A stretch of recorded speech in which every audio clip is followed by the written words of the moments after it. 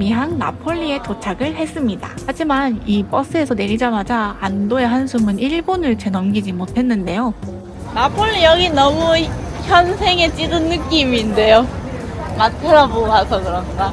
해가 진 나폴리 첸트랄레역 주변은 상상했던 낭만적인 항구 도시가 아니라 낯설고 삭막한 분위기 그 자체더라고요. 곳곳에 무리지어서 성이는 낯선 사람들과 알아들을 수 없는 큰 목소리의 상인들. 여기는 흑인이 많네? 와, 그 위압감이 장난이 아니었습니다. 지금까지 여행했던 이탈리아랑은 완전히 다른 세상에 뚝 떨어진 느낌이랄까요? 여기! 여기에요. 네. 요 안에? 네. 미리 알아봐둔 역 근처 찐 중국인이 운영하는 중식당으로 갔는데 여기다. 식당은 여기다. 여기야? 네. 여기가 맞나 싶은 곳에 있기는 했습니다. 이탈리아 남부 항복판에서 웬 중식이냐 하시겠지만 저희가 이때 여행 5일차인데 너무 매콤하고 뜨끈한 국물이 먹고 싶었어요. 매콤한 마파두부를 제외하고는 전체적으로 맛이 슴슴해서 아쉬웠습니다. 식사를 마치고 우버를 타고 나폴리의 진짜 우아한 얼굴을 마주하러 갔습니다. Hey, good morning. Good evening. Good evening. Sorry. Yeah, it's okay. What car you prefer in Korea? Hyundai. Hyundai. Yeah. Hyundai. You prefer Hyundai? Yeah. Your Kia. No. 현대. Honda. Honda. Yeah. Honda. 에이씨, 일본 차도 잘못 들은 것 같은데. 차 안에서 이렇게 이야기는 안 통했지만 김민재 선수 이야기를 하니까 엄청 좋아하더라고요. 그러면서 카페에 도착했습니다.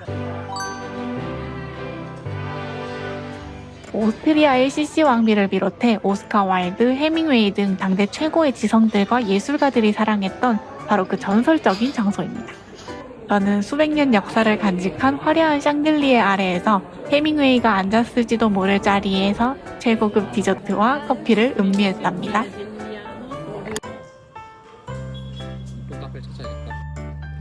여기는 할렘가와 160년 왕실 카페의 고풍스러움이 한 도시에 공존하는 신기한 도시라고 생각했습니다. 네, 여보세요. 네, 저희 그쪽으로 가고 있어요. 이제 한 1분밖에 안 걸릴 것 같아요. 네. 다음날 아침 부오노스테바님이 진행하는 차량 투어에 나섰는데요. 비용은 인당 22만원. 어젯밤 나폴리 역 앞에서 그 살벌했던 기억은 까맣게 잊어버리고 편하게 차 타고 이동할 생각에 콧노래가 절로 나왔습니다. 저기 바다다. 안녕하세요. 안녕하세요. 식당에서 만났대. 어제 중국 식당에서 내가 막 물어봤잖아. 옆 테이블이었어요. 네. 형님 맛있는 거 많이 드시던데요. 저희 저거 어떻게 너무 배고파가지고. 그냥 대박인 건 어젯밤에 중식당에서 만났던 부모님이랑 여행 온 따님 여행. 같은 일정으로 또 만났다는 거예요. 보자마자 서로 알아보고 너무 신기해했습니다. 그렇게 편하게 달려 도착한 첫 번째 목적지는 그 유명한 고대 도시 폼페이입니다. 바실리카, 여기가 이제 포로 폼페이 있던 곳. 네, 그냥 1시간 정도 걷는다라고 생각하시면 될 것 같습니다. 네. 이탈리아에서 백팩 매도 되나요? 그런 말이 있던데요. 뒤에 매면 남의 가방, 옆에 매면 공룡 가방, 앞으로 매야 내 가방. 있죠. 네. 워낙 이제 스위치가 많고 그러니까. 서기 79년에 저기 보이는 베수비오 화산이 뻥 하고 터지면서 순식간에 화산재에 쭉 파묻혀버렸는데 그 무시무시했던 화산재가 타임캡슐 역할을 단단히 해준 덕분에 이렇게 2000년 전 동네 모습을 구경하게 되었습니다. 도둑들이 예를 들어서 도둑이 들어올 때 이 그림을 보고 그냥 여기 이렇게 있구나 도망가야지 이렇게 생각했을 수도 있어요. 지금 잘 보이지가 않는데 저 뒤쪽에 산이 있어요. 저 산이 바로 베수비오. 구름에 가렸다. 그래서 사람들이 이 베수비오 산 이 뒤를 이렇게 바라보고 늘 항상 살아왔고요. 그리고 뭐 화산 폭발이란 게 전혀 없다가 한 번에 막 터지진 않았겠죠. 가끔씩 막 연기도 나고 그랬겠죠.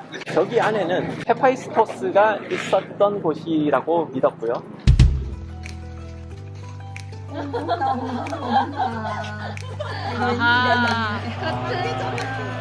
여기 같이 있는 줄.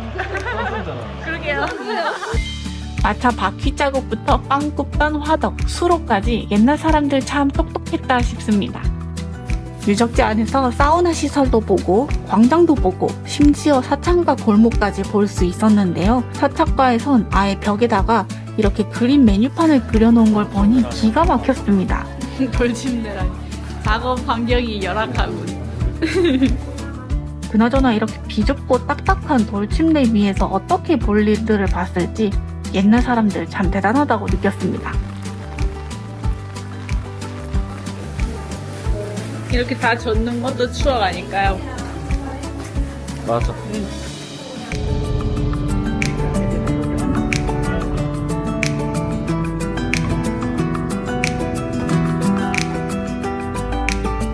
폼페이를 구경 마치고 본격적으로 남부 해안도로를 타려는데 가이드님이 한국인에게 잘 안 알려진 곳이 있다면서 차를 세웠는데요. 소렌토나 포지타노 가기 전에 무조건 거쳐야 하는 비코 에켄세라는 동네. 베란다에 또 다 저렇게 식물 꾸미기 다들 해놨어.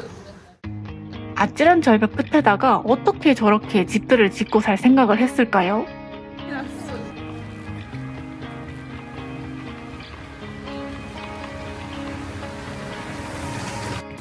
여기에서 점심 식사를 할 거예요.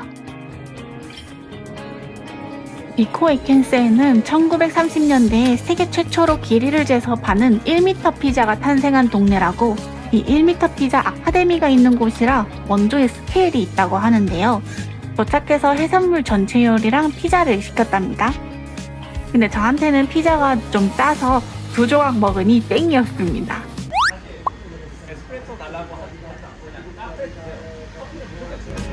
배를 채우고 세계에서 가장 아름답다는 남부 투어의 진짜 하이라이트, 포지타노에 도착을 했습니다. 차에서 내려서 메인 해변으로 내려가는 순간 와 소리가 절로 나왔습니다. 와, 포지타노에 도착했습니다. 우리나라 바다랑 너무 다르다. 그러게. 와. 여기는 진짜 입이 떡 벌어지게 예뻐요. 깎아지른 벼랑을 따라서 다닥다닥 붙어있는 파스텔톤 집들이 파란 지중해 바다와 어우러져서 햇빛을 받아 반짝반짝거리는데 왜 사람들이 포지타노 하는지 단번에 알았습니다. 마치 한 폭의 그림 엽서 속에 제가 툭 하고 걸어 들어온 기분? 눈 닿는 곳마다 절경이니까 이 엄청난 분위기를 그냥 눈으로 담기가 참 아쉽더라고요. 그래서 경치 좋은 곳에 자리를 잡고 이탈리아 남부에 오면 다들 한 잔씩 마신다는 주황빛 스프리츠를 호기롭게 시켜봤습니다. 포지타노 스프리츠 짜란, 너무 맛있어요. 제가 술을 잘 못해가지고 좀 독하긴 한데 여기 레몬 슬러시 같이 들어가 있는데 너무 상쾌하고 시원하고 이 풍경이랑 너무 잘 어울리는 맛? 옛날에 길이 무단도전에서 이야기하던 게 생각나는데요. 가관이다 정말. 가관이다. 가관이다. 진짜 멋있다. 포지타노 찬란했던 햇살을 흠뻑 즐기고 포항의 마지막 코스인 아말피에 도착할 때쯤엔 이미 해가 다 져버렸습니다.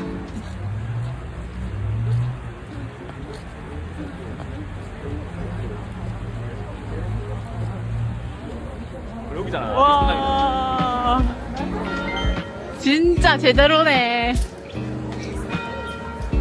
와. 저 중앙 딱 다리까지 올라가야 돼.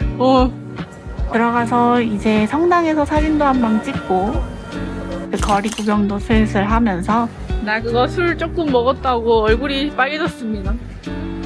이런. 아, 너무 아쉽다. 눈에 보이는 것만큼 카메라에 안 담겨요. 아말피는 낮과는 또 다른 아주 차분하고 묵직한 매력이 있다고 느꼈습니다. 이렇게 하니까 저 진짜 이탈리아 사는 사람 같지 않나요? 하루 종일 남부의 절경을 눈에 꽉 채워 담은 뒤에 늦은 저녁 식사를 위해서 향한 곳은 현지 가이드님이 강력 추천해주신 일식당이었습니다. 이탈리아 남부 투어의 화려한 피날레를 피자나 파스타가 아닌 나폴리 현지인 추천 일식으로 장식하다니. 이렇게 나폴리에서 롤러코스터 같았던 여정이 맛있는 초밥과 함께 평화롭게 저물어 갑니다. 걔는 왜 초록색인 거? 오빠 워시엘같이 생겼어. 그 생각을 워시엘같이 생겼는데. 오늘 제가 한 투어 즐기고 싶다면 이쪽에서 신청하실 수 있습니다. 그럼 저는 내일부터 로마 투어를 시작해 볼게요. 이번 영상도 봐주셔서 감사합니다.